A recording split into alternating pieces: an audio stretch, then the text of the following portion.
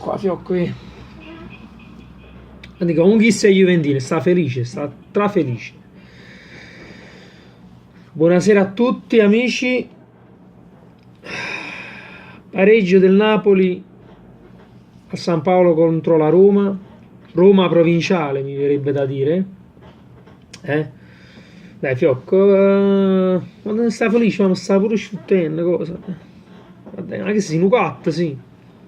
Dai, fiocco, fammi. Guarda. Ci stanno guardando tutti, guarda, ci stanno guardando tutti. Calma. Ci stanno guardando tutti. Vai in cucina. Scusate.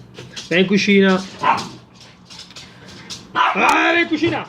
Oh, basta. Sto incazzato nero che mi pare già questa partita. Per favore, eh. Vai in cucina. Juventi. Vai in cucina. Oh. Allora. Dicevo, Napoli 1, Roma 1. Gol di El Shaarawy nel primo tempo. Pareggio di Mertens allo scadere.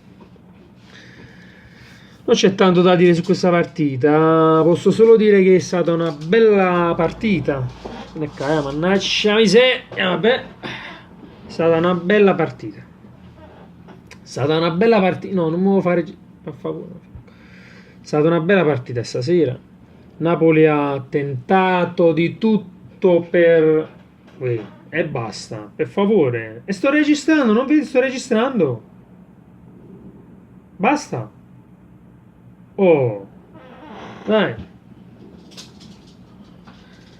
Allora, è stata una bella partita. Napoli ha giocato bene, ragazzi. Il problema è stata la sfortuna che abbiamo noi e il gran culo che ha la Roma. Quando viene a giocare a Napoli, che si chiude come una provinciale e difende come una provinciale con 11 uomini in aria e noi non siamo riusciti a metterla dentro.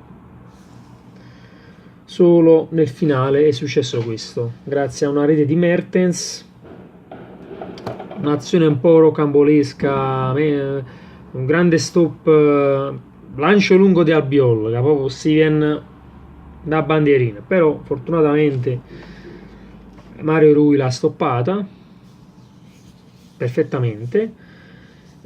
Passaggio per Insigne che se la stava trascinando quasi sul fondo, poi ha fatto un mezzo miracolo, l'ha crossata in mezzo, Callejon l'ha sfiorata, Mertens la insacca sotto la traversa. E pareggio del Napoli negli ultimi 2 minuti più o meno, l'ultimo minuto. Vedete ragazzi, come è successo al Paris Saint-Germain è successo a noi. Può succedere che il pareggio arrivi alla fine. Diciamo che il gol di Di Maria è stato più come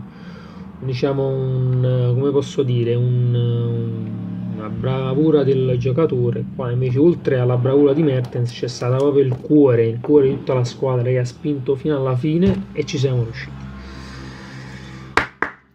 Si deve fare solo un applauso a questa squadra, ragazzi, perché comunque hanno giocato bene, senza aiutini, abbiamo pareggiato senza aiutini, e per non dire chi ha vinto invece ieri con gli aiutini. Ma vogliamo parlare del rigore che ha avuto la Juve, del rigore che non ha avuto l'Empoli?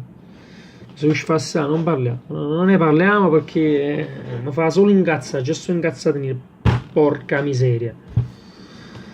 Napoli che si allontana dalla vetta di nuovo di 6 punti, ma finalmente è finito questa fase di fuoco con partite difficilissime tra la Champions anche, cosa che la Juve non ha avuto. E niente ragazzi, mo la Juve ha acchiappi squadre più forti fra un paio di giornate, inizia loro a fare gli scontri diretti. Noi ce la giocheremo con le squadre di media bassa classifica, che comunque non è detto che sono facili le partite, non è che... Quindi analizzando la gara, Napoli che ha avuto un possesso palla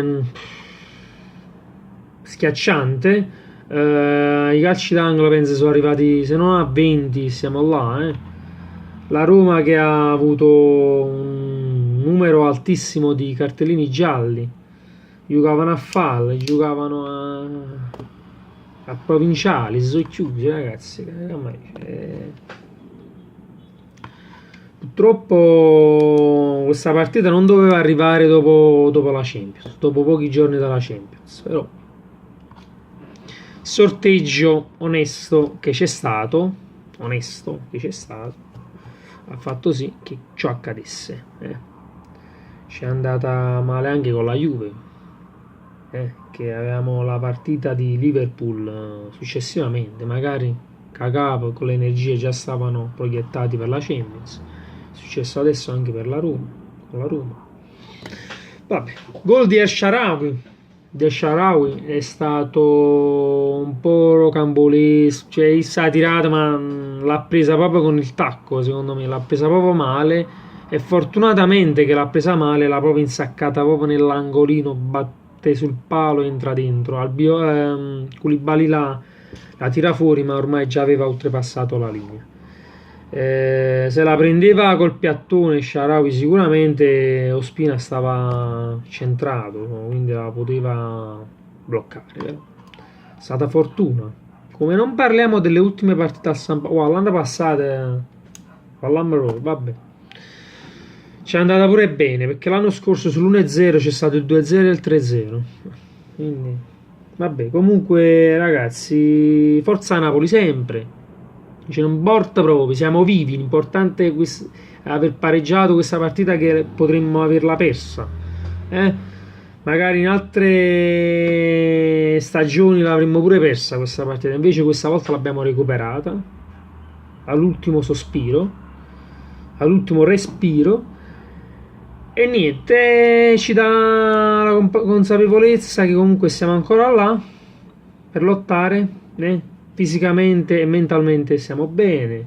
Bisogna comunque solamente capire perché creiamo tanto e non riusciamo a buttarla dentro.